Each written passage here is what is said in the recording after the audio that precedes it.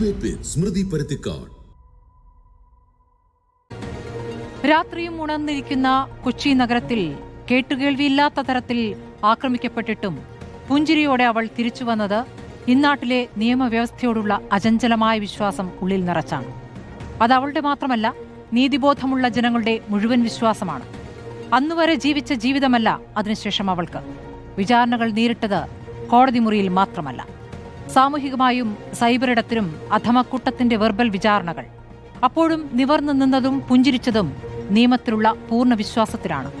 ആ നിയമവ്യവസ്ഥ 8 ആണ്ട് നീണ്ട വിചാരണയ്ക്കൊടുവിൽ ഹീനകൃത്യം ചെയ്തവർ, ഒരു സ്ത്രീയോടും ചെയ്യാൻ പാടില്ലാത്ത ക്രൂരത ചെയ്തവർ കുറ്റക്കാരെന്ന് കണ്ടെത്തി. അത്രയും ആശ്വാസം. അപ്പോഴും ആ സ്ത്രീയിൽ മാത്രമല്ല, കേട്ടവരിൽ എല്ലാവരിലും അവശേഷിക്കും ഒരു ചോദ്യം. കൊച്ചി പോലൊരു മഹാനഗരത്തിൽ ഇരുട്ടത്തും വെളിച്ചമേറെയുള്ള കളമശ്ശേരിയിലും പാലാരിവട്ടത്തും കാക്കനാടുമൊക്കെ ഓടുന്ന വാഹനത്തിനുള്ളിൽ പൾസസുനിയും സംഘവും സ്വയം തോന്നി ചെയ്ത ഒരു കുറ്റകൃത്യം മാത്രമാണോ ഇത്? പണവും പവറുമില്ലാത്തവർ, പിന്താങ്ങാനില്ലാതെ കേരളം കണ്ടിട്ടില്ലാത്തൊരു കുറ്റകൃത്യത്തിന് മുതിരുമോ ഈ ക്രിമിനൽ സംഘം? ഇല്ല എന്നാണെങ്കിൽ പിന്നെ ചെയ്യിപ്പിച്ചതാരാണ്? ചെയ്യിച്ചതാരെന്ന് തെളിയിക്കാൻ പറ്റാതെ പോയ സംവിധാനമാണോ നമ്മുടെ സ്റ്റേറ്റിനുള്ളത്? ശബ്ദവും കത്തും രേഖയുമൊക്കെയായി പുറത്തുവന്ന തെളിവുകളെല്ലാം പതിരുകളായത് എങ്ങനെയാണ്? പണം കൊടുത്താൽ ഏതു വേട്ടക്കാരനെയും പിന്തുണയ്ക്കുന്ന PR കൂട്ടം ഇന്നലെയേ തുടങ്ങിയിരുന്നു വാഴ്ത്തുപാട്ടുകൾ. ഇന്ന് കോടതിക്ക് പുറത്തും കണ്ടു ഒരു പെൺകുട്ടിയെ കൂട്ടബലാത്സംഗം ചെയ്ത കേസിലെ വിധി കേൾക്കാൻ ലഡുവുമായെത്തിയ മൃഗമനസ്സുള്ള മനുഷ്യരെ. കുറ്റവിമുക്തരാക്കപ്പെട്ട 8ാം പ്രതിയുടെ ആദ്യ പ്രതികരണത്തിൽ മുൻകൂട്ടി തയ്യാറാക്കിയ പോലൊരു ഭീഷണിയുണ്ടായിരുന്നു. ഗൂഢാലോചന തുടങ്ങിയത് മഞ്ജു വാര്യരുടെ വാക്കുകളിൽ നിന്നാണത്രേ. സഹപ്രവർത്തകരോടുള്ള ക്രൂരതയിൽ വാക്കുമാറ്റാതെ, മൊഴിമാറ്റാതെ, കൂറുമാറാതെ നിന്നവരാണവർ. ഉറച്ചുനിന്ന സ്ത്രീയാണ്. ഇതിനിടെ അവസാനിക്കുന്നില്ല ഈ പോരാട്ടം. അത് തുടരും. രാജ്യത്തെ അനേകായിരം അതിജീവിതമാർക്ക് മാതൃകയായി അവൾ ഇവിടെയുണ്ട്. അവൾക്കൊപ്പം ഞങ്ങളുമുണ്ട്. റിപ്പോർട്ടർ. അതേത് കാലം വരെയും പ്രിയപ്പെട്ടവളെ. കവി ഇടശ്ശേരി പറഞ്ഞതുപോലെ, കുഴിവെട്ടി മൂടുക വേദനകൾ, കുതികൊള്ളുക ശക്തിയിലേക്ക് നമ്മൾ.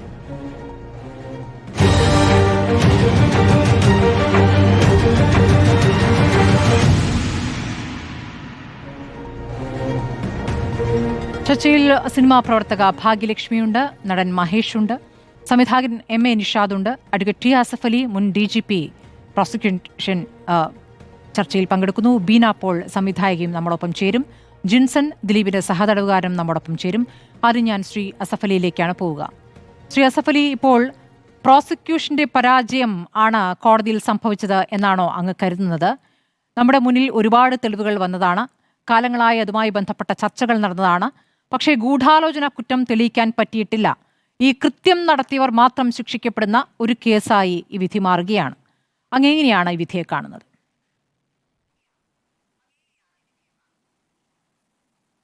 1924 ഒരു ഇംഗ്ലീഷ് ന്യായാധിപൻ ജസ്റ്റിസ് ഹീവാർട്ടിൻ്റെ ഒരു ഉദ്ധരണിയാണ് എനിക്കിന്ന് എറണാകുളം സെഷൻസ് കോടതിയുടെ വിധി വന്നപ്പോൾ ഓർമ്മ വന്നത്. Justice should not only be done, it must appears to be done. നീതി നടത്തിയാൽ പോരാ, നീതി നടത്തി എന്ന് ബോധ്യപ്പെടുത്തുകയും കൂടി ചെയ്യണം. ഒരു പരിഷ്കൃത സമൂഹത്തിന് ഒരിക്കലും താങ്ങാനാവാത്ത വളരെ പ്രാകൃതമായ ഹീനമായ കുറ്റകൃത്യമാണ് ഈ കേസിലെ അതിജീവിതയോട് ചെയ്തിട്ടുണ്ടായിരുന്നത്. പ്രോസിക്യൂഷൻ ഈ കേസ് തെളിയിക്കുന്നതിൽ പരാജയപ്പെട്ടു എന്ന വിശ്വാസം എനിക്കില്ല. പ്രോസിക്യൂഷന്റെ തെളിവിന്റെ ഭാണ്ഡം ഒരു ഘട്ടത്തിൽ എനിക്ക് കാണാൻ അവസരമുണ്ടായിരുന്നു, അന്നത്തെ പബ്ലിക് പ്രോസിക്യൂട്ടറിൽ കൂടി. പ്രോസിക്യൂഷൻ ഈ കേസ് എല്ലാ അർത്ഥത്തിലും പതിവിൽ കവിഞ്ഞ ജാഗ്രതയിൽ നടത്തിയിട്ടുണ്ട് എന്ന് വിശ്വസിക്കുന്ന ഒരാളാണ് ഞാൻ. സാധാരണ ഒരു ബലാത്സംഗ കേസല്ല ഇത്. കുറേ സാക്ഷികൾ കൂറുമാറിയത് കൊണ്ട് ഇന്നലെയും മിനിഞ്ഞാന്നും മാധ്യമങ്ങൾ റിപ്പോർട്ട് ചെയ്തു, സാക്ഷികളെല്ലാം കൂറുമാറിയിരിക്കുന്നു, അതുകൊണ്ട് കേസിന്റെ ഗതി കണ്ടറിയണം.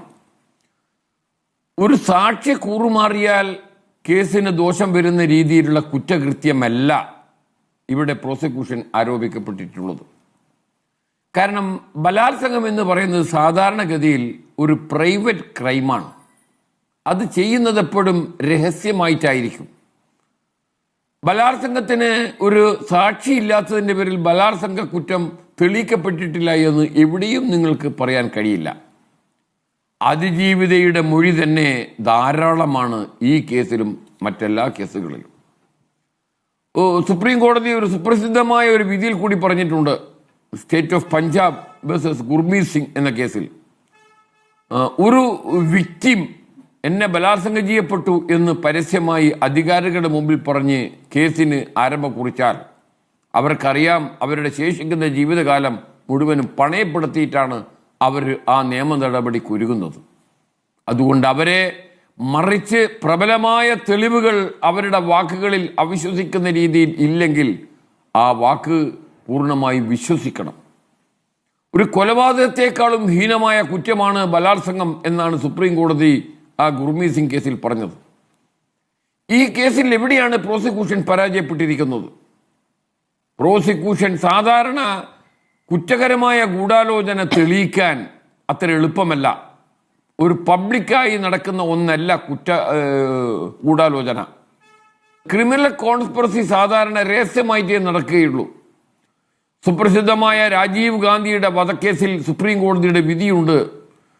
ഈ ഷെയറിംഗ് ഓഫ് തോട്ട്സ് ആണ് ക്രിമിനൽ ഗൂഢാലോചന. അപ്പോൾ അതിൽ ഡയറക്റ്റ് എവിഡൻസ് ആവശ്യമില്ല എന്നാണ് സുപ്രീം കോടതി ആ കേസിൽ പറഞ്ഞത്. എന്നാൽ ഈ കേസിൽ നേരിട്ടുള്ള തെളിവുണ്ട്, വാമൊഴിയുണ്ട്, രേഖയുണ്ട്, ഡിജിറ്റൽ എവിഡൻസ് ഉണ്ട്, വീഡിയോ ഉണ്ട്. ഇതെല്ലാം തെളിവ് സാക്ഷ്യം വഹിക്കുന്നത് ഇതിലെ പ്രൈം കോൺസ്പിറേറ്ററായ A8 8ാം പ്രതിയിലേക്ക് തന്നെയാണ്. എന്തുകൊണ്ട് കോടതിക്ക് അത് വിശകലനം ചെയ്ത് വിലയിരുത്താൻ സാധിക്കാതെ പോയി എന്നുള്ളത് ഒരു കോടതിയുടെ വീഴ്ചയായി തന്നെ ഞാൻ കാണുകയാണ്. ഇവിടെ അവസാനിക്കുന്നില്ല. ഒരു കോടതിയിൽ ഒരു വിധി കിട്ടിയത് കൊണ്ട് ജയിച്ചവൻ ജയിച്ചതായോ ശിക്ഷിച്ചവൻ ശിക്ഷിച്ചതായോ നമുക്ക് നിഗമനത്തിലെത്താൻ കഴിയില്ല. സൂര്യനെല്ലി കേസ് ഞാൻ ഇന്നും ഓർമ്മിക്കുന്നു. കീഴ്ക്കോടതി എല്ലാ ആളുകളെയും ശിക്ഷിച്ചു, 2-3 പേരെ ഒഴിച്ച്. ഹൈക്കോടതി മുഴുവൻ ആളുകളെയും വെറുതെ വിട്ടു. Case supreme കോടതിയിലെത്തി.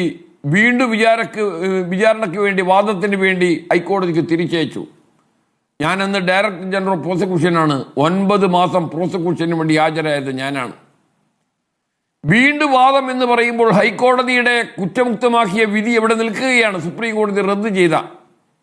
പക്ഷേ ഹൈക്കോടതി അതിൽ 3 പേരെ ഒഴിച്ച് ബാക്കിയുള്ള 28 പ്രതികളെയും തടവിൽ ശിക്ഷിച്ചു. കാരണം ആ കേസിന്റെ വിശകലനമാണ്, തെളിവുകൾ വിശകലനം ചെയ്യുന്നതിൽ കോടതിയുടെ ശ്രദ്ധയാണ് അതിൽ ഏറ്റവും പ്രധാനം. ഈ കേസിൽ ഞാൻ ചോദിക്കട്ടെ, നമുക്ക് വലിയ സാധാരണക്കാരന് മുമ്പിലുള്ള ഒരു ചോദ്യമാണ്. വലിയ നിയമപാണ്ഡിത്യമൊന്നും അതിനാവശ്യമില്ല. ഈ കേസിൽ A8 8ാം പ്രതി ഇല്ലെങ്കിൽ ഈ കേസ് സംഭവിക്കുമോ എന്ന് വരെ എനിക്ക് സംശയമാണ്. 8ാം പ്രതിയെയും 1 മുതൽ 6 വരെയും പ്രതികളെയും ബന്ധിപ്പിക്കുന്ന തെളിവുകൾ ഈ കേസിൽ ഇല്ലേ? ഈ 8ാം പ്രതി തന്നെ കോടതിയിൽ ഹാജരാക്കിയ ചില രേഖകൾ പരിശോധിച്ചാൽ 8ാം പ്രതിക്ക് ഈ ക്രിമിനൽ ഗൂഢാലോചനയിൽ പങ്കുണ്ട് എന്ന് തെളിയുന്നതാണ്. പ്രോസിക്യൂഷന്റെ ഒരു 101ാം നമ്പർ രേഖയുണ്ട്. ആ രേഖ എന്താണെന്നറിയുമോ? 8ാം പ്രതി പോലീസിൽ കൊടുത്ത ഒരു പരാതിയാണ്. 1ാം പ്രതി കൊട്ടേഷന്റെ പൈസയ്ക്ക് വേണ്ടി എന്നെ നിരന്തരമായി ആവശ്യപ്പെട്ടുകൊണ്ടിരിക്കുന്നു എന്നാണ്. ഈ വിക്ടിമായ ഈ വിക്ടിമിനെ ഇത്ര ഹീനമായ രീതിയിൽ ബലാത്സംഗം ചെയ്യുമ്പോൾ അവരോട് പറഞ്ഞു, എനിക്കൊരു കൊട്ടേഷൻ കിട്ടിയതാണ് നിങ്ങളെ ബലാത്സംഗം ചെയ്ത് നഗ്ന ചിത്രമെടുക്കാൻ. നിരപരാധിയായ ആ സ്ത്രീ ചോദിച്ചു, ആ പണം ഞാൻ തന്നാൽ എന്നെ കുറ്റമുക്തമാക്കുമോ? നിന്നില്ല. അപ്പൊ സാധാരണഗതിയിൽ ഈ 1 മുതൽ 6 വരെ പ്രതികൾക്ക് ഒരു ബലാത്സംഗമാണ് മാത്രമാണ് ലക്ഷ്യമെങ്കിൽ ഒരിക്കലും അത് വീഡിയോയിൽ പകർത്തേണ്ട ആവശ്യമില്ല. നമ്മളിവിടെ റിപ്പോർട്ട് ചെയ്തു വരുന്ന ഓരോ ബലാത്സംഗ കേസും നടക്കുന്നത് രഹസ്യമായിട്ടാണ്, അല്ലെങ്കിൽ രഹസ്യ സ്വഭാവമുള്ളതാണ്. അതൊരിക്കലും വീഡിയോയിൽ പകർത്തിയത് മാത്രമല്ല, 8ാം പ്രതിയുടെ കൈകളിലേക്ക് ആ പെൻഡ്രൈവും ആ 8ാം പ്രതി ആ മെമ്മറി കാർഡിൽ കൂടി ആ ദൃശ്യം കണ്ട് ആഷ് വാല്യൂ വ്യത്യാസം വന്നതും പൊതുസമൂഹം ഞെട്ടലോട് കൂടിയാണ് കണ്ടത്. ഇതിലെ ഗൂഢാലോചനയ്ക്കുള്ള പ്രധാനപ്പെട്ട കണ്ണി എന്ന് പറയുന്നത് ആ ഡിജിറ്റൽ തെളിവാണ്. ഒരു കോടതിക്കും അതിൻ്റെ മുമ്പിൽ കണ്ണടക്കാൻ കഴിയില്ല. കണ്ണടച്ചിട്ടുണ്ടെങ്കിൽ നാളെ ആ കണ്ണ് തുറപ്പിക്കാൻ ഉയർന്ന കോടതികൾ നമ്മുടെ രാജ്യത്തുണ്ട് എന്ന വസ്തുത നമുക്കാർക്കും വിസ്മരിച്ചുകൂടാ. ശരി. എന്തിനാണ് ഇതൊരു ബലാത്സംഗ കേസ് മാത്രമല്ല, അങ്ങനെ ഈ സ്ത്രീയെ ബലാത്സംഗം ചെയ്യുവാൻ പ്രതികൾക്ക് 1 മുതൽ 6 വരെ പ്രതികൾക്കുള്ള മോട്ടീവ് എന്താണ്? അവർക്ക് സ്ത്രീയോടുള്ള വിരോധം എന്താണ്? അങ്ങനെ 1 മുതൽ 6 വരെ പ്രതികൾക്ക് ഈ വിക്ടിമിനോട് കടുത്ത വിരോധമോ ശത്രുതയോ ഉള്ളതായി പ്രോസിക്യൂഷൻ വാദമില്ല, പ്രതികൾക്കുമില്ല, 8ാം പ്രതിക്ക് പ്രത്യേകിച്ചുമില്ല. എന്നാൽ ഇതിലെ വിക്ടിമിനോട് 8ാം പ്രതിക്ക് കടുത്ത വിരോധമുണ്ട് എന്ന് 34ാം സാക്ഷിയായ മഞ്ജു വാര്യരുടെ തെളിവ് കോടതിക്ക് കണ്ണടക്കാൻ കഴിയില്ല. അപ്പൊ ശത്രുതയുള്ള 2 പേർ, ഒന്ന് 8ാം പ്രതിയും വിക്ടിമുമാണ്. 8ാം പ്രതിയും വിക്ടിമുമായി ശത്രുത ഉണ്ടാവുകയും ഈ സംഭവത്തിന്റെ ഈ ക്രൂരഹീന കൃത്യത്തിന്റെ വീഡിയോ 8ാം പ്രതിയിലേക്ക് എത്തുകയും 8ാം പ്രതി അത് കാണുകയും ചെയ്തു എന്ന് തെളിവിൽ വന്നു കഴിഞ്ഞ തെളിവുകളാണ്. അപ്പോൾ അത് മാത്രം മതി ഗൂഢാലോചനക്ക്. രാജീവ് ഗാന്ധിയുടെ കേസിൽ പറയുന്ന ഷെയറിംഗ് ഓഫ് തോട്ട്സ് മാത്രമല്ല, ഞെട്ടിപ്പിക്കുന്ന ക്ലിഞ്ചിങ് എവിഡൻസ് എന്ന് പറയും നമ്മൾ അഭിഭാഷകന്മാർ. ഈ കേസിൽ ഇതിനെ ബന്ധിപ്പിക്കാനുള്ള തെളിവുണ്ടായിട്ടും എന്തേ വിചാരണ കോടതി തെറ്റുപറ്റി എന്നാണ് നമ്മൾ മുന്നിലുള്ള വളരെ വളരെ പ്രധാനപ്പെട്ട പോയിന്റ്സ് ആണ് അങ്ങ് ചൂണ്ടിക്കാണിച്ചത് ശ്രീ ആസഫ് അലി. ഞാൻ അങ്ങയിലേക്ക് വരാം. 125 തെളിവുകൾ പ്രോസിക്യൂഷൻ മുന്നോട്ട് വെച്ച 125 തെളിവുകളാണ് പരിഗണിക്കപ്പെടാതെ പോയത് എന്നുള്ളതാണ് പ്രോസിക്യൂഷന്റെ ഭാഗത്ത് കേൾക്കാനാകുന്നത്. ഞാൻ നടൻ മഹേഷിലേക്ക് പോവുകയാണ്. ശ്രീ മഹേഷ്, അങ്ങ് ദിലീപിന് അനുകൂലമായി പ്രതികരിച്ചിരുന്ന വ്യക്തിയാണ്. ഇന്നിപ്പോൾ കോടതി വിധി വരുമ്പോൾ ദിലീപ് നടത്തിയ പ്രതികരണം അങ്ങും കണ്ടിരിക്കുമല്ലോ. കുറ്റവിമുക്തനാക്കപ്പെട്ടതിന്റെ ആശ്വാസമോ അതിലുള്ള സന്തോഷമോ അല്ല അദ്ദേഹം പ്രകടിപ്പിച്ചത്. പക്ഷേ ഒരു പകയോടുകൂടിയുള്ള പ്രതികരണം, മഞ്ജു വാര്യരുടെ പ്രതികരണം. മഞ്ജു ഇതൊരു ക്രിമിനൽ ഗൂഢാലോചനയാണ് എന്ന് പറഞ്ഞിടത്തു നിന്നാണ് ഇത് തുടങ്ങുന്നത് എന്നാണ് ആദ്യ പ്രതികരണമായി പറയുന്നത്. ഇത് ഒരു ഉയർന്ന പോലീസ് ഉദ്യോഗസ്ഥയുടെയും അവരെ സഹായിക്കുന്ന ക്രിമിനലുകളായ പോലീസുകാരുടെയും അതോടൊപ്പം അതിന് കൂട്ടുനിന്ന മാധ്യമങ്ങളുടെയും വേലയാണെന്നാണ് ഇതിൽ ദിലീപ് പ്രതികരിച്ചത്. ആ പ്രതികരണം ഏത് രൂപത്തിലാണ് ജനം മനസ്സിലാക്കേണ്ടത്? അതിൽ തുടങ്ങാമെന്ന് തോന്നുന്നു മഹേഷ്.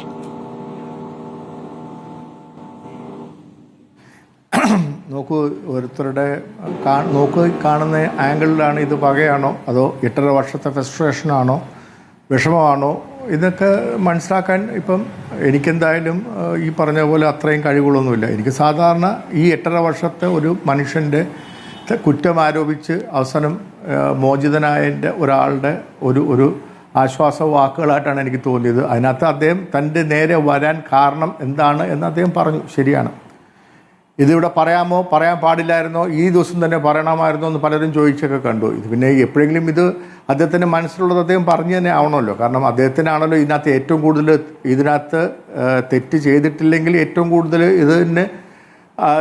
ഇത് ഫേസ് ചെയ്യേണ്ടി വന്നിട്ടുള്ള അദ്ദേഹം തന്നെയാണ്. ഇതിൻ്റെ തിക്ത അനുഭവങ്ങൾ ഇതിനകത്ത് സെൻകുമാർ സാറിൻ്റെ ഒരു ഫേസ്ബുക്ക് പേജ് നിങ്ങൾ കണ്ടോ എന്ന് എനിക്കറിയില്ല.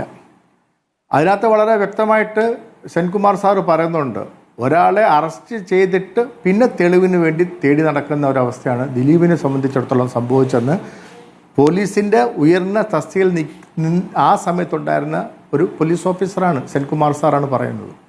അതിനുശേഷം രാഷ്ട്രീയമായ ചില കളികൾ കൊണ്ട് അദ്ദേഹത്തിന് മാറേണ്ടി വന്നു. പകരം ബെഹ്റ സാറ് വരുന്നു. ബെഹ്റ സാറ് വരുന്ന സമയത്താണ് ഈ പറയുന്ന അദ്ദേഹം പറഞ്ഞ മുൻപ് എന്നെ എനിക്ക് മുമ്പ് സംസാരിച്ച അദ്ദേഹം പറഞ്ഞ ആ 101-ാമത്തെ എന്തോ ഒരു സാക്ഷിമൊഴി പറഞ്ഞില്ലേ, മറ്റേ വോയിസ് മെസ്സേജിൻ്റെ കാര്യം, വിളിച്ച് എന്നെ ശല്യപ്പെടുത്തുന്നു എന്നുള്ളത്.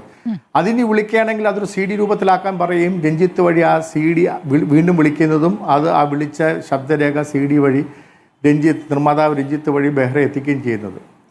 ഇവിടെ ആ CD കിട്ടി ആ CDയുടെ അന്വേഷണവുമായിട്ട് ബന്ധപ്പെട്ടാണ് ഈ ഉയർന്ന പോലീസ് ഉദ്യോഗസ്ഥ ആദ്യമായിട്ട് പിക്ചറിൽ വരുന്നത്. ഈ ഉദ്യോഗസ്ഥയെ പറ്റി പറയുകയാണെങ്കിൽ ഈ ഉദ്യോഗസ്ഥയാണ് ഒരു സ്വാമിയുടെ ലിംഗവിച്ഛേദവുമായിട്ട് വന്നതും അതിനു മുമ്പ് ബെഹ്റ സാറുമായിട്ട് ഏറ്റവും അടുത്ത് പെരുമാറാൻ അവർക്ക് സാധിക്കുന്നതിൻ്റെ ഒരു കേസാണ് ജിഷ വധക്കേസ്. ശരിക്കും ഉമ്മൻചാണ്ടി സർക്കാരിൻ്റെ ഇറങ്ങിപ്പോയതിന് ശേഷം ഇടത് ജനാധിപത്യ മുന്നണി വന്നതിന് ശേഷമാണ് ജിഷ കേസൊക്കെ വരുന്നത്. അപ്പോൾ ആ അടുപ്പം വെച്ചിട്ടാണ് ഇത് ഏൽപ്പിക്കുന്നത്. പക്ഷെ അവരെന്താണ് നാളെ ഇതുവരെ അതിൻ്റെ കേസിൻ്റെ എന്താണ് തീർപ്പായത് അല്ലെങ്കിൽ എന്താണ് അന്വേഷണം എന്നുള്ളത് നമുക്കാർക്കും അറിയില്ല. മാത്രമല്ല പിന്നീട് ഒരു നമ്മൾ അന്വേഷണ കാണുന്ന ഉദ്യോഗസ്ഥ ദിലീപിനെ ചോദ്യം അന്വേഷിച്ച ചെയ്യുന്നതും ദിലീപിനെ കേസുകളൊക്കെ അറസ്റ്റ് വളരെ ചെയ്യുന്നതാണ്. ഇതിന്റെ വളരെ മുഖ്യധാരയിൽ ഒരു മിനിറ്റ് സൂക്ഷ്മമായി സ്മൃതി, ഒരു മിനിറ്റ് ഞാൻ നിങ്ങൾ പറയുമ്പോൾ നിരീക്ഷിക്കുന്നതിന്റെ തടസ്സപ്പെടുത്തല്ലേ. അർത്ഥം എനിക്ക് എന്താണ്? സ്ഥിരം ജോലി അല്ലാത്തതുകൊണ്ട് എനിക്ക് ഇടയ്ക്ക് തടസ്സപ്പെടുത്തി എനിക്ക് സംസാരിക്കാൻ പറ്റാതായി സ്മൃതി. ഇതല്ലല്ലോ എൻ്റെ ജോലി. ഞാനൊന്ന് പറഞ്ഞ് തീർത്തോട്ടെ. അന്നത്തെ IG ആയിരുന്ന കശ്യപ് സാറിനെ മാറ്റുകയും അന്നത്തെ DYSP റാങ്കിങ്ങിലുള്ള മുരളി സാറിനെ മാറ്റിയിട്ട് തുലോം താഴെയുള്ള ഒരു സർക്കിൾ ഇൻസ്പെക്ടറെ ഈ കേസ് അവരെ ഏൽപ്പിക്കുകയാണ് ചെയ്യുന്നത്. അപ്പോൾ അവിടം തൊട്ട് തുടങ്ങി പിന്നെ തെളിവുകൾ ഉണ്ടാക്കാനായിട്ടുള്ള ഓട്ടമാണ് നമ്മൾ കാണുന്നത്. അതിൻ്റെ പുറത്താണ് 2 മാപ്പ് സാക്ഷികൾ വരുന്നത്. ഈ 2 മാപ്പ് സാക്ഷികൾ ഇപ്പോൾ എന്നെക്കാളും കൂടുതൽ എനിക്ക് മുമ്പ് സംസാരിച്ച അദ്ദേഹത്തിന് അറിയാം. ഒരാളെങ്ങനെയാണ് മാപ്പ് സാക്ഷിയാവുന്നത്? ഒരാൾ മാപ്പ് സാക്ഷിയാവണമെങ്കിൽ അദ്ദേഹം ആ പെർട്ടിക്കുലർ കേസിൽ പ്രതിയായി വന്നുകൊണ്ട് ആ പ്രതിയായി നിന്നിട്ട് ഞാൻ ഇതെല്ലാം ഏറ്റു പറയാം, ഞാൻ കോടതിയിൽ ഏറ്റു പറയാം, ഞാൻ പോലീസിൻ്റെ മുന്നിൽ ഏറ്റു പറയാമെന്ന് പറഞ്ഞാണ് മാപ്പ് സാക്ഷിയാവുന്നത്. ഈ വന്ന 2 പേർക്കും, ഈ ബിപിൻ ലാലിനായാലും വിഷ്ണുവിനായാലും ഈ കേസുമായിട്ട് നേരിട്ട് യാതൊരു ബന്ധവുമില്ല. ആ 2 പേരിൽ അവരുടെ ക്രെഡിബിലിറ്റി എന്താണ്? ഒരാൾ 7ഓളം ചീറ്റിംഗ് കേസിലകത്ത് കിടക്കുന്നു, ഒരാൾ സ്നാച്ച് ചെയ്യുന്നതിൻ്റെ കേസിൽ, മാല പൊട്ടിക്കുന്ന കേസിൽ അകത്ത് കിടക്കുന്നു. ഈ മാപ്പ് സാക്ഷിയായിട്ട് വരുന്നവർ ഓൾറെഡി ബെയിൽ കിട്ടിയിട്ടില്ലെങ്കിൽ വിധി വരും വരെ അകത്ത് കിടക്കണമെന്നാണ് നമ്മുടെ നിയമവ്യവസ്ഥ പറയുന്നതായിട്ടാണ് എൻ്റെ അറിവ്. അങ്ങനെയാണെങ്കിൽ ഇവരെങ്ങനെ ബെയിൽ കിട്ടി പുറത്തിറങ്ങി എന്നുള്ളത് അടുത്ത ചിന്ത. ഇതെല്ലാം മനസ്സിലാക്കാൻ സാധിക്കുന്നത് ചില പോലീസ് ഉദ്യോഗസ്ഥർ, എല്ലാവരും ഞാൻ പറയുന്നില്ല, 1% ഉണ്ടാവുള്ളൂ. പക്ഷെ ആ 1% പോലീസുകാരുടെ കറപ്ഷൻ ആണ് ഇതിനകത്ത് കാണാൻ സാധിച്ചത്. പിന്നെ വരുന്ന ഒരു മൂന്നാമത്തെ കറപ്ഷൻ എന്ന് പറയുമ്പോൾ അങ്ങ് വിശദീകരിക്കണം. അങ്ങനെ പറഞ്ഞു പോകരുത് ശ്രീ മഹേഷ്. അല്ല, കറപ്ഷൻ എന്ന് പറയുമ്പോൾ അങ്ങ് വിശദീകരിക്കണം. കറപ്ഷൻ മറുഭാഗത്ത് നമുക്ക് നിർത്തിയില്ലല്ലോ, അങ്ങനെ ഇപ്പൊ ഇന്ററപ്റ്റ് ചെയ്യുന്നത്. ഞാൻ പറയാം, എനിക്ക് സമയം തരൂ. അല്ല, ചോദ്യങ്ങൾ ചോദിച്ചോളൂ. പക്ഷേ ഞാൻ പറഞ്ഞല്ലോ, ഇതല്ല എൻ്റെ സ്ഥിരം ജോലി, അതുകൊണ്ട് എനിക്ക് സമയം വേണം. ഞാൻ പറഞ്ഞു വരികയാണ്. കറപ്ഷൻ എന്ന് പറഞ്ഞാൽ ഇപ്പം മൂന്നാമത്തെ ഇതായിട്ട് എയർ ക്യാമ്പിൽ നിന്ന് വന്ന പോലീസുകാരൻ്റെ ഇതിനകത്തുള്ള സംഭവം എന്ന് പറഞ്ഞാൽ, പോലീസ് ക്ലബ്ബിൽ, ആലുവ പോലീസ് ക്ലബ്ബിൽ എൻട്രി ചെയ്തിരിക്കുന്നതിനകത്ത് സമയവ്യത്യാസം വന്നിട്ട് മാനിപ്പുലേഷൻ നടന്നിട്ടുണ്ട്. ആ റെക്കോർഡിലുണ്ട്. അത് മാത്രമല്ല, അതിനകത്ത് ഒപ്പിട്ടിരിക്കുന്ന ഒപ്പല്ല പിന്നീട് സമൻസ് അയച്ചപ്പം ആ സമൻസിൽ ഒപ്പിട്ട് കൈവശം നേടിയപ്പോൾ കിട്ടിയിരിക്കുന്ന ഒപ്പ്. ആ 2 ഒപ്പും 2ആണ്. അത് കോടതിയിൽ വിളിച്ച് സംസാരിച്ച് അദ്ദേഹത്തിനെ ക്രോസ് വിസ്താരം ചെയ്തപ്പോഴത്തേക്കും അത് അദ്ദേഹത്തിന് യാതൊരു അറിവുമില്ല. എൻ്റെ അടുത്ത് ഈ പൾസർ സുനി ഒന്നും പറഞ്ഞിട്ടില്ല എന്ന് പറഞ്ഞു. നിങ്ങൾ എപ്പോഴും പറയുന്നില്ല, ഈ പൾസർ സുനി എപ്പോഴെങ്കിലും ഈ കത്ത് എഴുതിയെന്നുള്ളത് ഒഴിച്ചാൽ ഈ കോടതിയിൽ എപ്പോഴെങ്കിലും ദിലീപിൻ്റെ പേര് പറഞ്ഞിട്ടുണ്ടോ? പൾസർ സുനി പറഞ്ഞിട്ടുണ്ടോ? പറഞ്ഞിട്ടില്ല. പിന്നെ ഇതെല്ലാം കഴിഞ്ഞിട്ട് ഈ 3 സംഭവം കഴിഞ്ഞു. ഈ 3 മാപ്പ് സാക്ഷികളുടെ കാര്യം പൊടിഞ്ഞപ്പോഴാണ് ഈ ബാലേന്ദ്രകുമാർ വരുന്നത്. ഇപ്പം അദ്ദേഹം പറഞ്ഞു, ഇപ്പം എനിക്ക് മുമ്പ് സംസാരിച്ച അദ്ദേഹത്തിന് പേര് കേൾക്കാൻ പറ്റില്ല, ഞാൻ ലേറ്റ് ആയിട്ടാണല്ലോ വന്നത്, ക്ഷമിക്കണം എന്നോട്. ആസിഫ്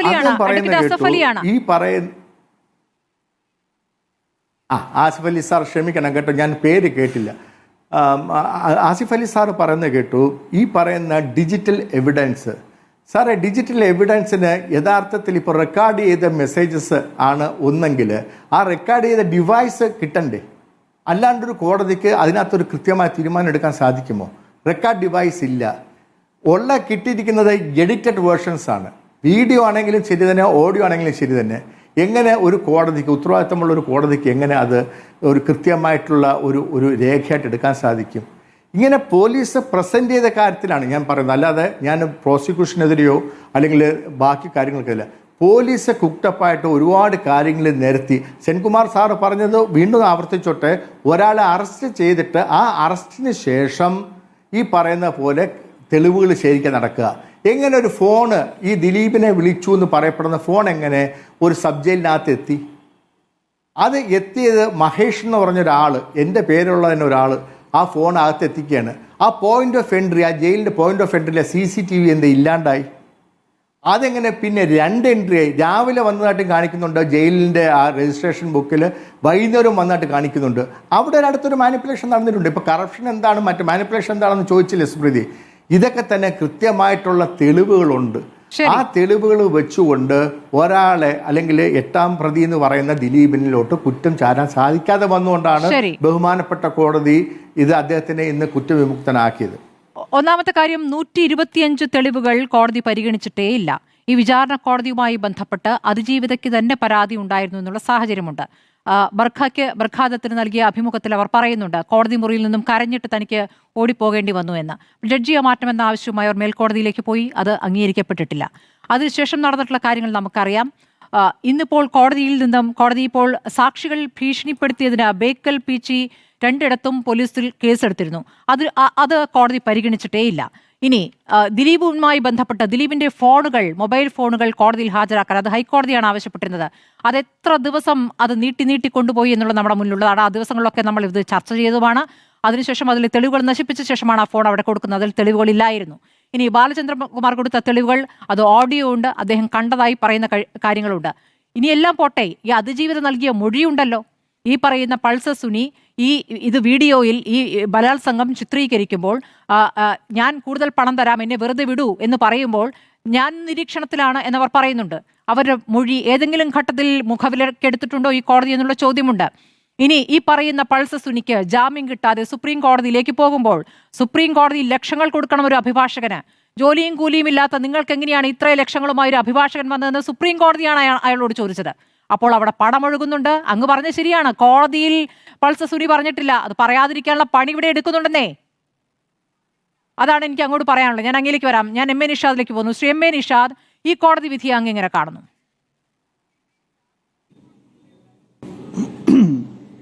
ഈ കോടതി വിധി നമ്മളെ സംബന്ധിച്ചോളം ഒരു കോടതിയുടെ വിധിയോ ജഡ്ജിയോ ഈ സമയത്ത് കുറ്റം പറയാൻ പറ്റത്തില്ല. കാര്യം ഒരു വേർഡിക്റ്റ് ഇറങ്ങിപ്പോയി. ആ വേർഡിക്റ്റിൽ സ്വാഭാവികമായിട്ടും അതിന് അനുകൂലിക്കുന്നവരുണ്ടാവും, എതിർക്കുന്നവരുണ്ടാവും. വ്യക്തിപരമായ അഭിപ്രായങ്ങൾക്ക് ഇവിടെ പ്രസക്തിയില്ല. പക്ഷേ ഒരു കാര്യം മനസ്സിലാക്കണം, ഇനിയും മേൽക്കോടതികളുണ്ട്. ഇതിന്റെ മേളിൽ നീതി കിട്ടിയില്ല, അതിജീവിതയ്ക്ക് നീതി കിട്ടിയില്ലെങ്കിൽ തീർച്ചയായിട്ടും അവർക്ക് മേൽക്കോടതി പതിവ് ആസിഫ് അലി സാറും ഒക്കെ സംസാരിച്ചത്. അപ്പം എന്നെ സംബന്ധിച്ചിടത്തോളം ഞാൻ ഇതിന്റെ വിധിപ്പകർപ്പ് എനിക്ക് കിട്ടിയിട്ടില്ല.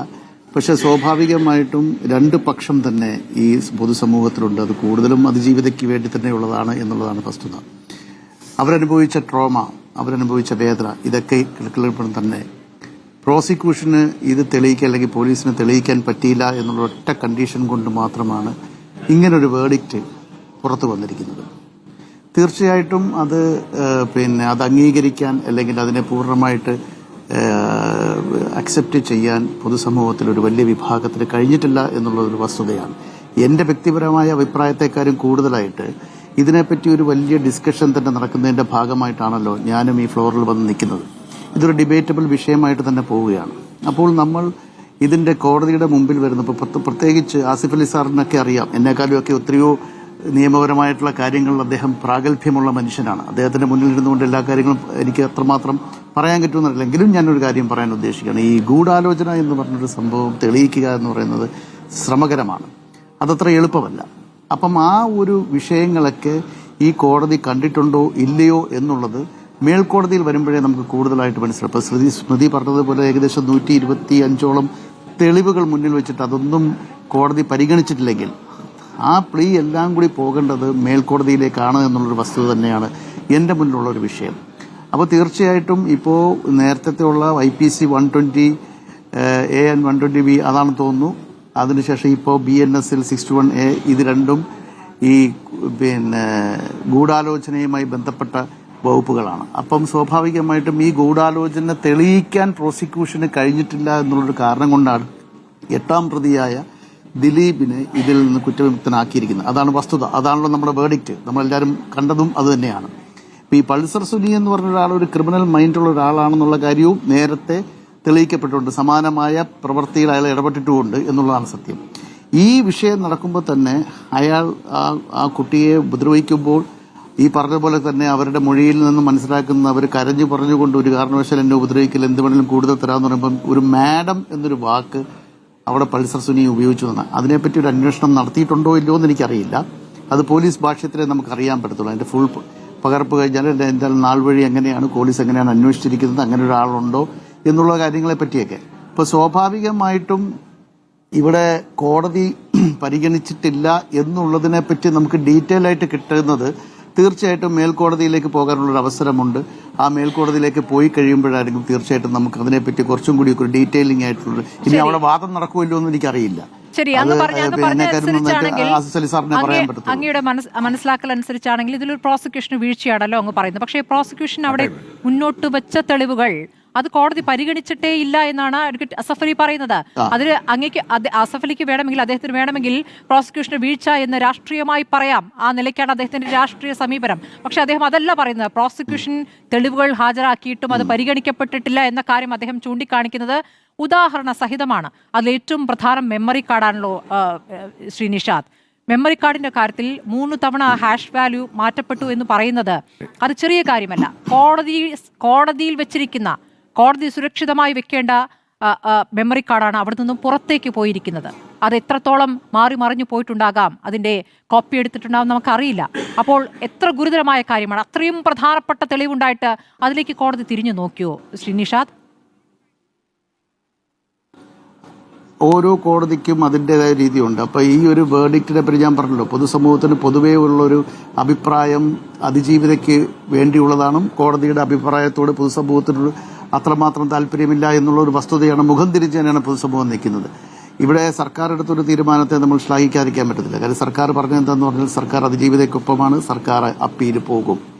അപ്പോൾ അതിൻ്റെ അർത്ഥം എന്താണെന്ന് പറഞ്ഞാൽ സർക്കാരിന് ഈ ഇതിൽ അതിജീവിതയ്ക്ക് മാക്സിമം നീതി കിട്ടണം എന്നുള്ളതാണ്. അപ്പോൾ ഒരു നിരപരാധി പോലും ശിക്ഷിക്കപ്പെടാൻ പാടില്ല എന്നുള്ളൊരു വിഷയം കൂടി ഇതിൻ്റെ മുന്നിലുണ്ട്. ഞാൻ ആരെയും വെള്ളപൂശാനോ ആരും നിരപരാധിയാണെന്നോ പറയാൻ ഞാൻ ആളല്ല. എന്നെ സംബന്ധിച്ചിടത്തോളം ഈ ഒരു കേസിൽ ഈ കോടതിയുടെ വിധിയെപ്പറ്റി ഇന്ന് ചർച്ച ചെയ്യപ്പെട്ടുകൊണ്ടിരിക്കുന്നു. അതിൽ ഒരു സംഘം, ഒരു വലിയ വിഭാഗം പൊതുസമൂഹത്തിൽ, ഞാൻ ആ സോഷ്യൽ മീഡിയയുടെ മാത്രം കാര്യങ്ങളല്ല, പൊതുസമൂഹത്തിൽ ഒരു വലിയ വിഭാഗം ഇതിന് നീതി ലഭിച്ചിട്ടില്ല എന്ന് പറയുന്നു, അതിജീവിതയ്ക്ക് നീതി ലഭിച്ചിട്ടില്ല എന്നുള്ളത്. അപ്പോൾ സ്വാഭാവികമായിട്ടും ഇത്തരം വിഷയങ്ങളൊക്കെ ചർച്ചയാവും, യാതൊരു സംശയവും വേണ്ട. കോടതി ഇത്തരം കാര്യങ്ങൾ പരിഗണിക്കപ്പെട്ടിട്ടില്ലെങ്കിൽ ആ വിഷയമൊക്കെ മേൽക്കോടതിയിലേക്ക് പോകുമ്പോൾ അത് ചർച്ചയാവും. അത് ആസിഫ് അലി സാറാണ് കൂടുതൽ അതിനെപ്പറ്റി പറയേണ്ടത്. എന്നെക്കാളും കൂടുതൽ അദ്ദേഹത്തിന് അറിയാം.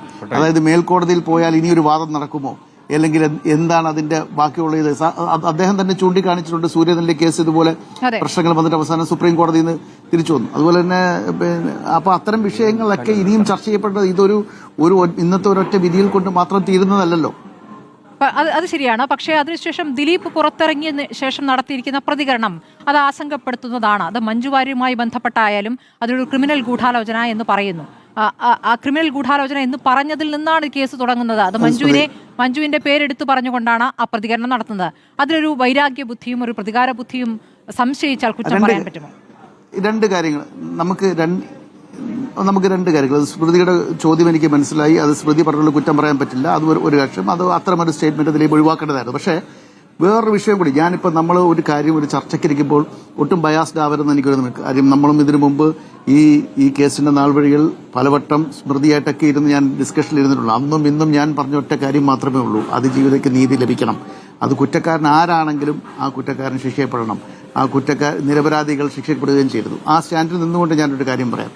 ഒരാൾ കുറ്റം ചെയ്തു എന്നുള്ളത്, ഇപ്പം ഞാനായാലും നിങ്ങളായാലും ആരായാലും എന്നെ കേൾക്കുന്നവരായാലും ഒരാൾ കുറ്റം ചെയ്യുന്നുള്ള അയാൾക്ക് മനസാക്ഷിക്കും മാത്രം അറിയാവുന്ന കാര്യമാണ്.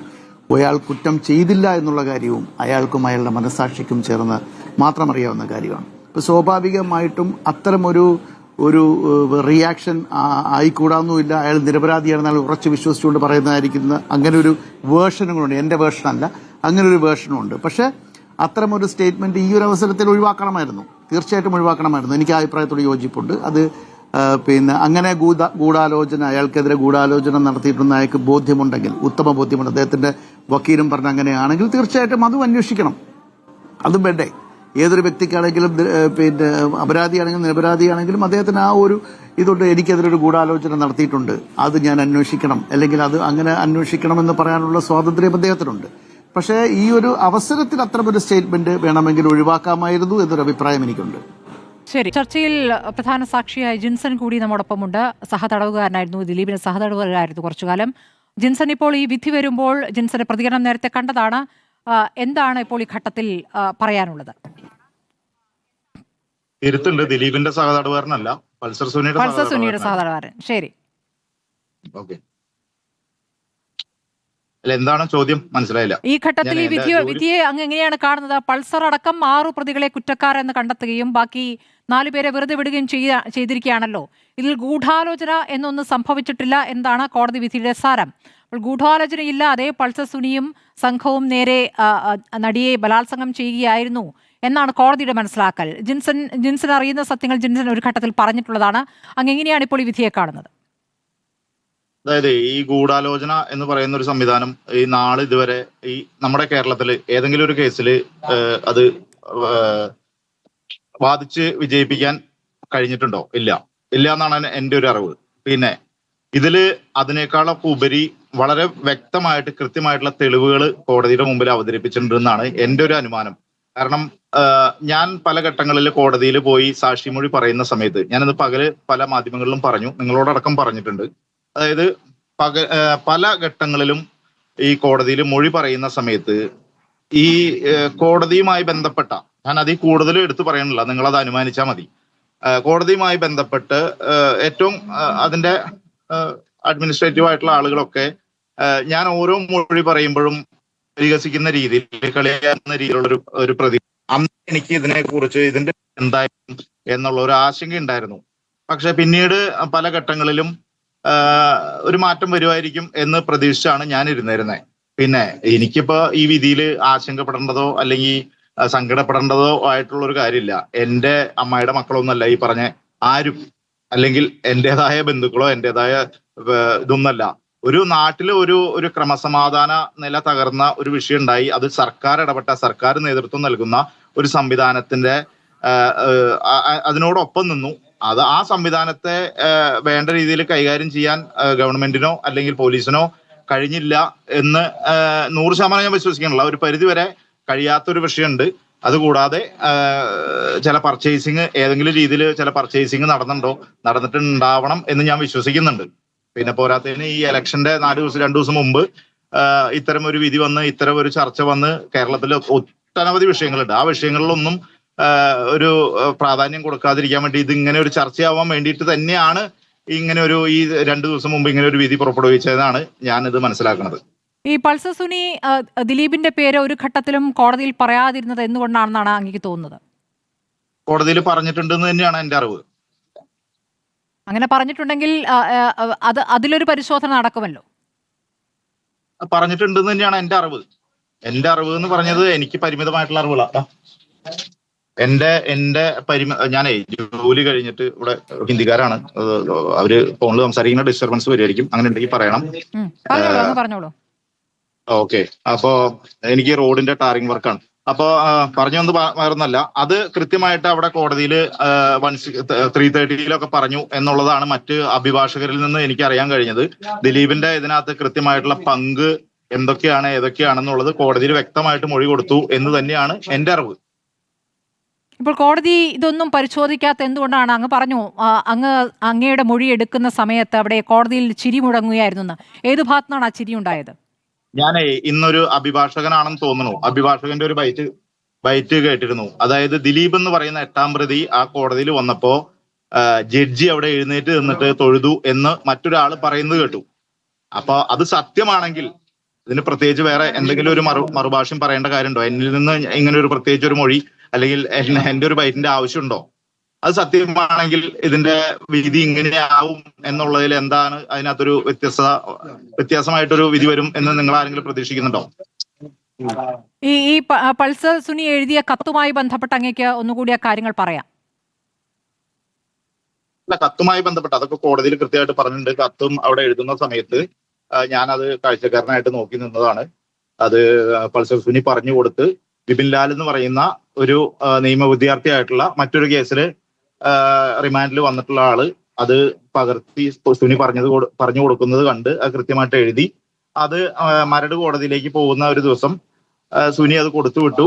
വിപിൻ ലാൽ അത് കൊണ്ടുപോയി വിഷ്ണു എന്ന് പറയുന്ന ഒരാളുടെ കയ്യിൽ കൊടുത്തു. വിഷ്ണു അത് ദിലീപിന്റെ മാനേജറായിട്ടുള്ള അപ്പുട്ടിക്കോ ദാദർട്ടിക്കോ അങ്ങനെ ആർക്കോ കൈമാറി എന്നുള്ള അറിവുകളൊക്കെ എനിക്കറിയാം. ശരി, ഞാൻ ശ്രീ അസഫ് അലിയിലേക്ക് വരാം. ശ്രീ അസഫ് അലി, ഇപ്പോൾ തെളിവുകൾ പ്രോസിക്യൂഷന് വന്ന വീഴ്ച എന്നാണ് ഇപ്പോൾ ഒരു വിലയിരുത്തലായി എം എ നിഷാദ് പറയുന്നത്. പക്ഷെ അങ്ങനെയല്ല, പ്രോസിക്യൂഷൻ മുന്നോട്ട് വെച്ച തെളിവുകൾ കോടതി പരിശോധിച്ചിട്ടേ ഇല്ല എന്നുള്ളതാണല്ലോ. ഈ കോടതി ജഡ്ജിയെ മാറ്റണം എന്നടക്കമുള്ള കാര്യം അതിജീവിത പറയുമ്പോൾ എന്തുകൊണ്ടായിരിക്കാം ഹൈക്കോടതി അത് പരിഗണിക്കാതിരുന്നത്? കാരണം ഒരു വനിതാ ജഡ്ജി വേണമെന്ന ആവശ്യം അതിജീവിത തന്നെ മുന്നോട്ട് വെച്ചതാണ്. അപ്പോൾ ആ ഒരു ആവശ്യത്തിന്മേൽ ആദ്യം കോടതി അത് അംഗീകരിക്കുന്നു. പക്ഷേ അവിടെ ഉണ്ടായത് യഥാർത്ഥത്തിൽ കുറച്ചുകൂടി കാര്യങ്ങൾ മനസ്സിലാക്കാൻ ഒരു വനിതാ ജഡ്ജി ആണെങ്കിൽ സാധിക്കുമെന്നുള്ള പ്രതീക്ഷയിലാണ് അതിജീവിത അങ്ങനെ ഒരു ആവശ്യം മുന്നോട്ട് വെച്ചത്. പക്ഷെ അതിന് നേർവിപരീതമാണ് സംഭവിച്ചത്. അതിപ്പോൾ ചർച്ച ചെയ്യുന്നതിൽ യാതൊരു അർത്ഥവുമില്ല. അന്നത്തെ കോണ്ടെക്സ്റ്റിൽ കോടതിക്ക് ഇത്തരം ഒരു അവസ്ഥ വരുമെന്ന് പ്രതീക്ഷിച്ചിട്ടുണ്ടാവില്ല.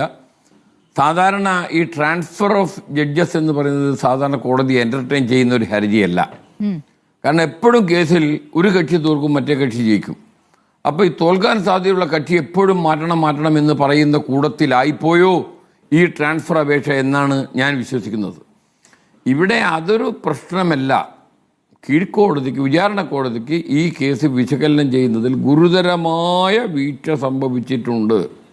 അത് കഴിഞ്ഞു പോയ സംഗതിയാണ്. പക്ഷെ നമ്മൾ അതിൻ്റെ കോടതിയുടെ മുമ്പിലുണ്ടായിരുന്ന ഞെട്ടിക്കുന്ന സത്യങ്ങൾ ഇനിയെങ്കിലും പൊതുസമൂഹവും നാളെ ഹൈക്കോടതിയും മറ്റന്നാൾ സുപ്രീം കോടതിയും അത് ചർച്ച ചെയ്യേണ്ടതാണ്. ഇന്ന് വിധി കഴിഞ്ഞ ഉടനെ തന്നെ ഈ 8ാം പ്രതിയുടെ കമൻറ്റ് നമ്മളെയൊക്കെ അത്ഭുതപ്പെടുത്തി. കാരണം ഒരു കൂട്ടം പോലീസ് ക്രിമിനൽസാണ് പറയുന്നത്. പോലീസ് ക്രിമിനൽസിന് ഇദ്ദേഹത്തോട് അങ്ങനെ ഒരു മോട്ടീവ് ഉള്ളതായി ഇന്ന് വരെ വിചാരണൻ്റെ ഒരു ഘട്ടത്തിലും പറഞ്ഞിട്ടുണ്ടായിരുന്നില്ല. വേറൊരു കാര്യം, ഞാൻ നേരത്തെ പറഞ്ഞ ഈ പ്രോസിക്യൂഷൻ്റെ 122 നമ്പർ കത്ത്, അത് വളരെ പ്രധാനപ്പെട്ട കത്താണ്. ആ കത്തിനെ കുറിച്ചിട്ട് ഈ കോൺസ്പിറസിയുടെ ശരിയായ ആ കത്തിൽ പറഞ്ഞിരിക്കുകയാണ്. കാക്കനാട്, ഞാൻ കോടതിയിൽ കേസിൽ കീഴടങ്ങുന്നതിന് മുമ്പ് കാക്കനാട് ഷോപ്പിൽ വന്നിരുന്നു. പലരും നിർബന്ധിക്കുന്നുണ്ട്, നീ എന്തിനാണ് ബലിയാടാവുന്നത് എന്ന്. നിന്നെ ഏൽപ്പിച്ച ആളുടെ പേര് പറയുകയാണെങ്കിൽ വിക്ടിം പോലും എന്നോട് മാപ്പ് പറയുമായിരുന്നു. വിക്ടിമിൻ്റെ ആളുകളും ചേട്ടൻ്റെ ശത്രുക്കളും എന്നെ വന്ന് കാണുന്നുണ്ട്. ഇതിലൊരു തേർഡ് പാർട്ടി കോൺസ്പിറസി ഇല്ലെങ്കിൽ ഇങ്ങനൊരു കത്ത് തന്നെ ഉത്ഭവിക്കുന്നില്ല. പിന്നെ പോലീസിന് ഇങ്ങനെ ഒരു മോട്ടീവ് ഇദ്ദേഹത്തോട് വരണമെങ്കിൽ എന്താ കാരണം? അത് ഡിഫൻസ് പറയണ്ടേ? അത് ചോദ്യം ചെയ്തപ്പോഴെങ്കിലും പറയണ്ടേ? പിന്നെ ഈ അതിജീവിതക്ക് ഈ 1 മുതൽ 6 വരെ പ്രതികളെയും ഈ 8ാം പ്രതിയെയും ഈ കേസിൽ ഇങ്ങനെ ഒരു കള്ളക്കേസിൽ കൊടുക്കേണ്ട ആവശ്യം എന്താണ്? അതിനൊരു മോട്ടീവ് പറയണ്ടേ? ഇങ്ങനെ കള്ളക്കേസിൽ കൊടുക്കുന്നു, ഇങ്ങനൊരു സംഭവമേ ഇല്ല. ഇദ്ദേഹം ഒരു സാധാരണഗതിയിലുള്ള റേപ്പല്ല. ഞാൻ നേരത്തെ പറഞ്ഞു, അതിനൊരു രഹസ്യ സ്വഭാവം ഉണ്ടാവണമെന്ന് ഈ റേപ്പ് ചെയ്ത് ആരും ഉദ്ദേശിച്ചിട്ടേ ഇല്ല. അപ്പൊ this is not an ordinary rape. പിന്നെ 1 മുതൽ 6 വരെ പ്രതികൾ ഇത് വീഡിയോ എടുക്കുന്നു. ആർക്ക് വേണ്ടി? അതെങ്ങനെ 8ാം പ്രതിയുടെ കയ്യിലെത്തുന്നു? എന്തിനു വേണ്ടി? ശരി, അതങ്ങ് നേരത്തെ പറഞ്ഞു. വേറൊരു കാര്യം, ഈ 1ാം പ്രതി ഒരു കാര്യം, ഇപ്പോൾ അങ്ങ് പറഞ്ഞല്ലോ, ദിലീപ് പുറത്തു വന്ന പോലീസുകാരെ ക്രിമിനലുകൾ എന്ന് വിളിച്ചു, അന്വേഷണം നടത്തിയ പോലീസുകാർ ക്രിമിനൽ പോലീസ് എന്ന് വിളിച്ചു. ഇനി ഈ അന്വേഷണം നടത്തിയ പോലീസ് ഉദ്യോഗസ്ഥൻ ബൈജു പരോസിനെ 110 ദിവസമാണ് വിസ്തരിച്ചത്. അതിലൊരു അസ്വാഭാവികത തോന്നേണ്ടതല്ലേ? ഈ 110 ദിവസത്തിൽ 87 ദിവസവും 8ാം പ്രതിയുടെ അഭിഭാഷകന്റെ ക്രോസ് വിസ്താരമായിരുന്നു. ഇതിലൊരു അസ്വാഭാവികതയില്ലേ? അതും അതിനുശേഷം കുറ്റക്കാരനല്ലെന്ന് കോടതി വിധിച്ച് പുറത്തെത്തിയ ദിലീപിന്റെ പ്രതികരണവും ചേർത്ത് വായിക്കും.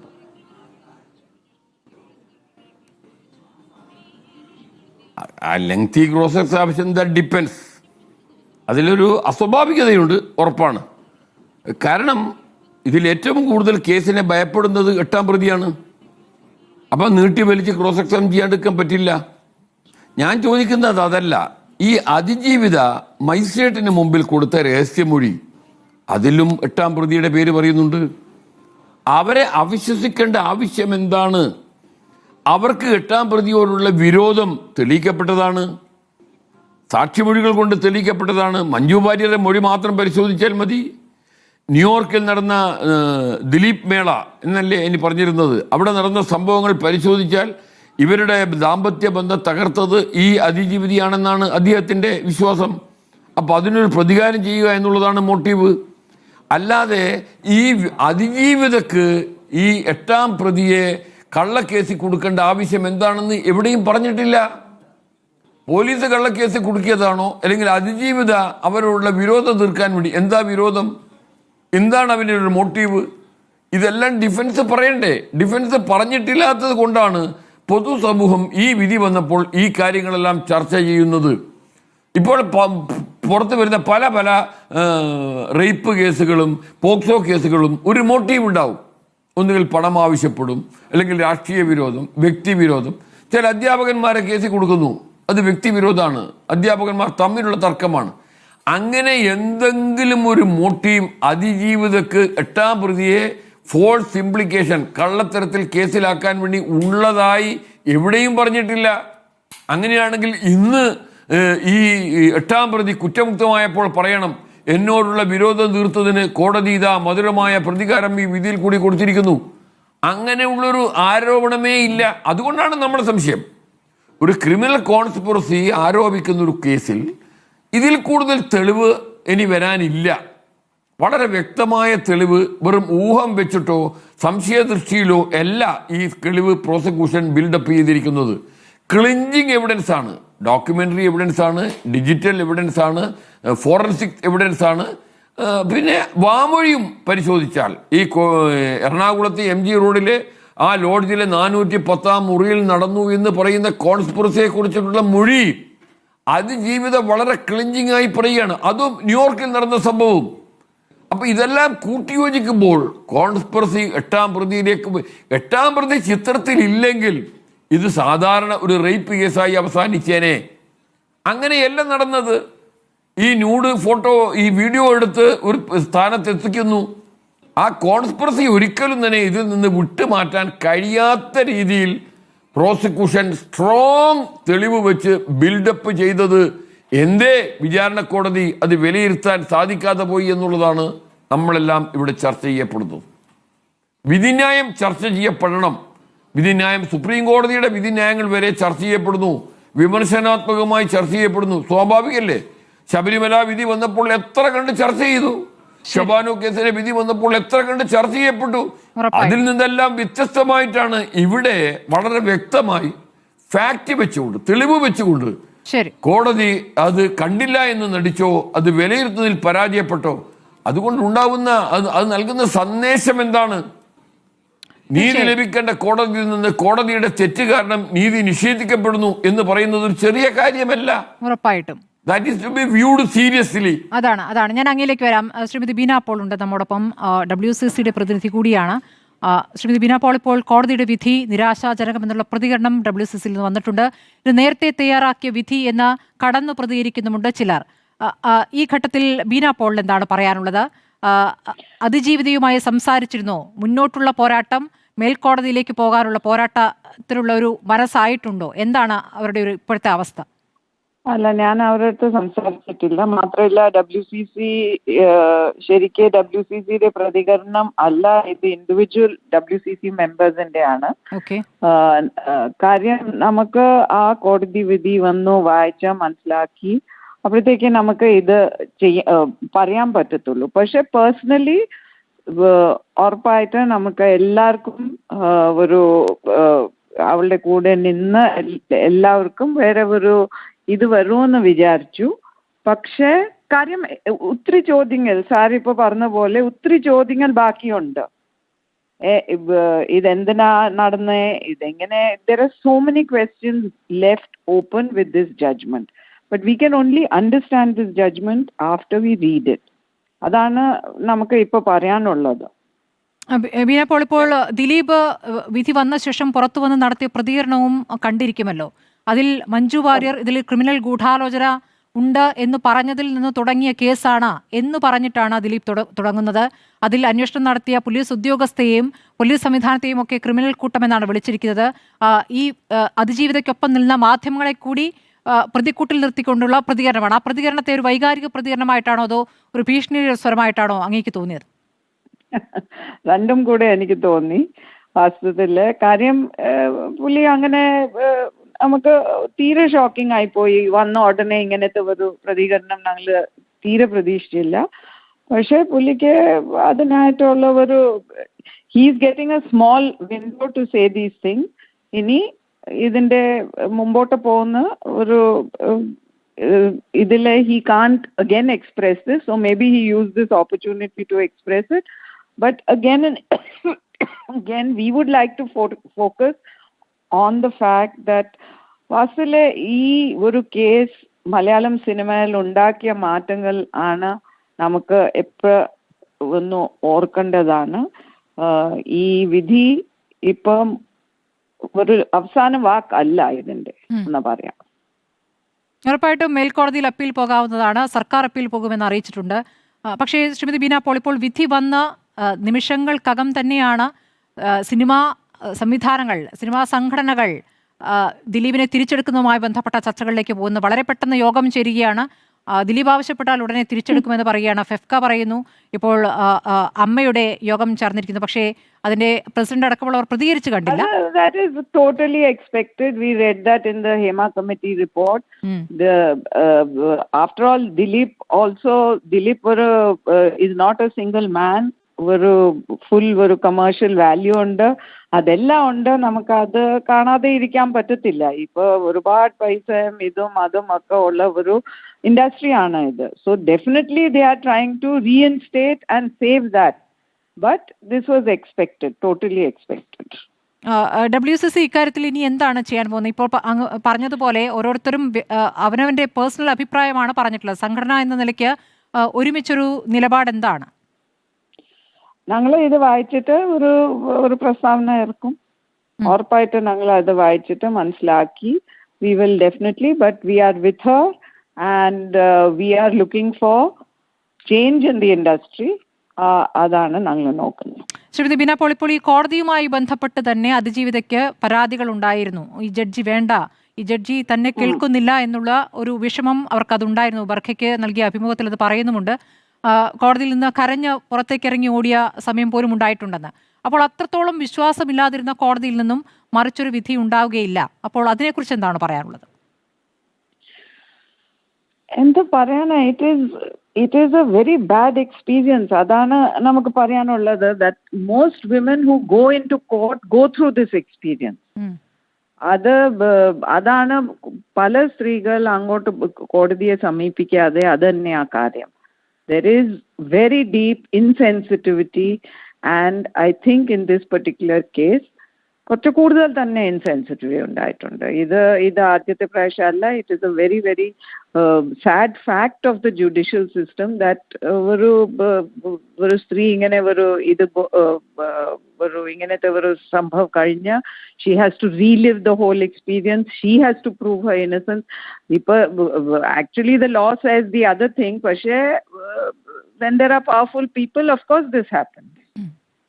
ശ്രീമതി ബീന പോൾ, ഇപ്പോൾ ദിലീപ് ഈ കേസിൽ പ്രതിയായിരുന്ന ഘട്ടത്തിൽ തന്നെ അവൾക്കൊപ്പം നിന്നതിന്, അതിജീവിതയ്ക്കൊപ്പം നിന്നതിന് വലിയ വില കൊടുക്കേണ്ടി വന്നിട്ടുണ്ട് പല താരങ്ങൾക്കും. ഇപ്പോൾ WCCയുടെ ഭാഗമായി WCC സംവിധാനം വന്നതിൽ തന്നെ അത് വേറെ തന്നെ നിൽക്കുകയാണല്ലോ.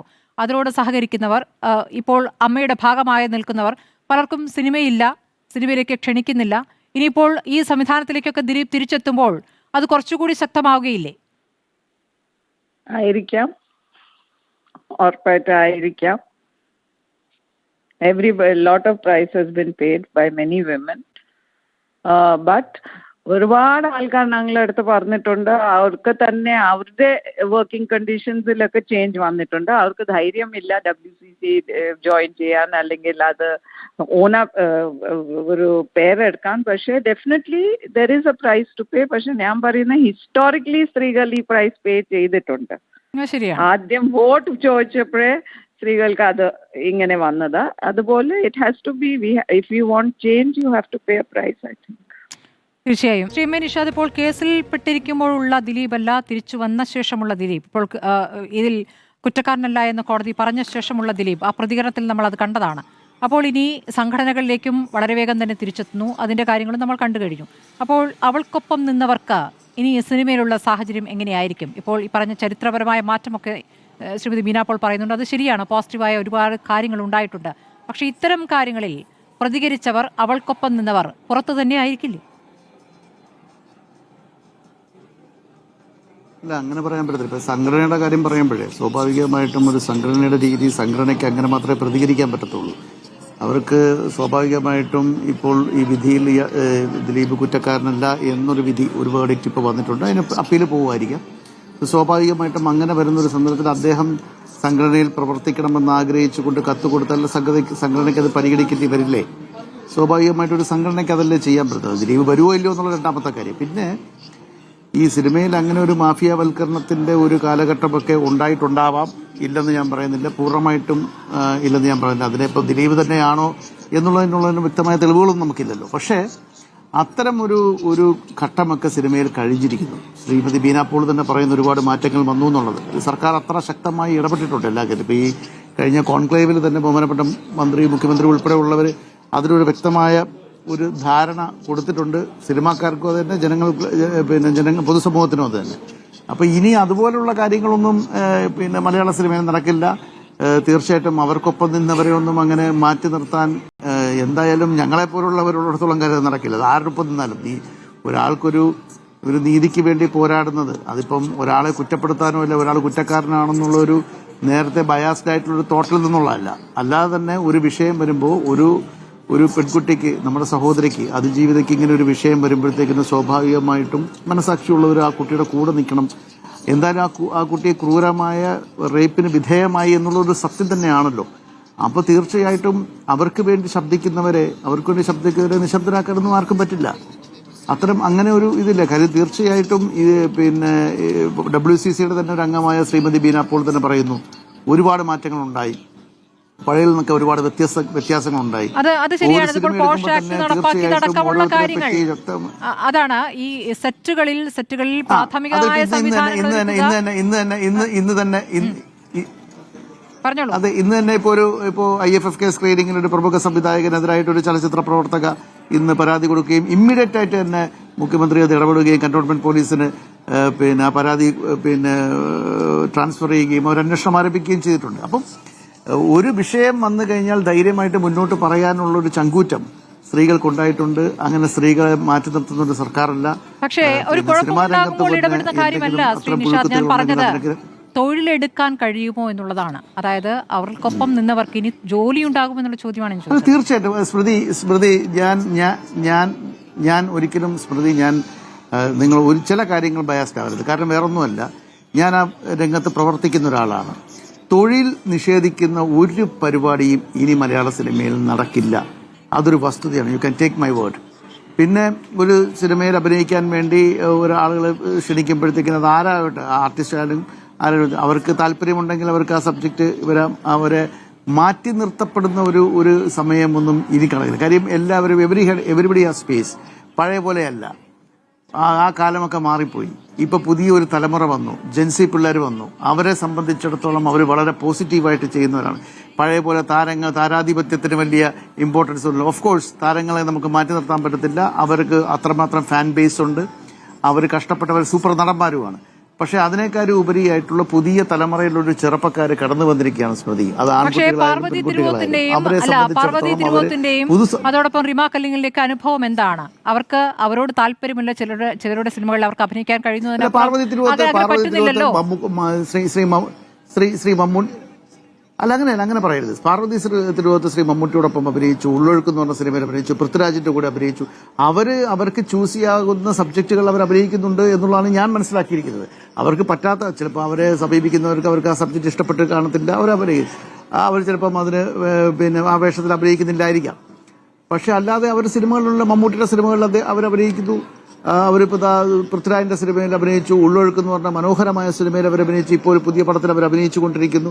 അങ്ങനെ പറയുന്ന അർത്ഥമുണ്ടെന്ന് എനിക്ക് തോന്നുന്നു. അവർ ഹിന്ദി പടത്തിൽ അഭിനയിക്കുന്നു, തമിഴ് അഭിനയിക്കുന്നു. അപ്പൊ സ്വാഭാവികമായിട്ട് പാർവതിയെ ഒന്നും ആരും അങ്ങനെ അകറ്റി നിർത്തിയതായിട്ട് എനിക്കറിയില്ല. ഇനി അങ്ങനെ അകറ്റി നിർത്തിയെന്ന് അവർക്ക് തോന്നിയിട്ടുണ്ടെങ്കിൽ വ്യക്തമായ തെളിവുകൊണ്ട് അവർ പൊതുസമൂഹത്തെ വരട്ടെ, നമ്മൾ പൂർണ്ണമായും പിന്തുണയ്ക്കാൻ തയ്യാറാണ്. ശരി, അമ്മ എന്ന സംഘടന അവൾക്കൊപ്പമുണ്ട് എന്ന പുതിയ ഭാരവാഹികൾ ചുമതലയേൽക്കുമ്പോൾ പറഞ്ഞ കാര്യമാണ്. അപ്പോൾ മേൽക്കോടതിയിലേക്ക് പോകുമ്പോൾ, അപ്പീൽ പോകുമ്പോഴൊക്കെ എത്രത്തോളം ആ പിന്തുണ പ്രതീക്ഷിക്കാം? ഇന്നിപ്പോൾ അതിന്റെ പ്രധാനപ്പെട്ട ഭാരവാഹികളൊന്നും പരസ്യമായ പ്രതികരണത്തിന് തയ്യാറായിട്ടില്ല. അല്ല, തീർച്ചയായിട്ടും അത് അമ്മയുടെ തലപ്പത്തിരിക്കുന്നത് തന്നെ സ്ത്രീകളാണ്. 2 വനിതകളാണ് ഏറ്റവും കൂടുതലുള്ളത്. അവർക്കൊരു കമ്മിറ്റി വിളിച്ച് എക്സിക്യൂട്ടീവ് കമ്മിറ്റി വിളിച്ചിട്ട് തീർച്ചയായിട്ടും അവരുടെ ഒരു തീരുമാനം പുറത്തു വരേണ്ടത്. അമ്മയുടെ തീരുമാനം എന്താണെന്ന് പറയാൻ എനിക്ക് അവകാശമില്ല. പക്ഷെ അത് അവർ എത്രമാത്രം വരുമെന്നുള്ളത് അവരാണ് പറയേണ്ടത്, നമ്മളല്ല പറയേണ്ടത്. അവരിങ്ങനെ ഒരു അപ്പീൽ പോകാൻ അമ്മ കക്ഷി ചേരുമോ അല്ലെങ്കിൽ അമ്മയുടെ പിന്തുണ എന്താണ് എന്നുള്ളത് തീരുമാനിക്കേണ്ടത് അവരാണ്. തീർച്ചയായും വളരെ നന്ദി advocate T Asaf Ali, Shri M A Nishad, Mahesh, ഒപ്പം തന്നെ ശ്രീമതി ബീന പോൾ, ജിൻസൺ ചർച്ചയിൽ പങ്കെടുത്തതിന്.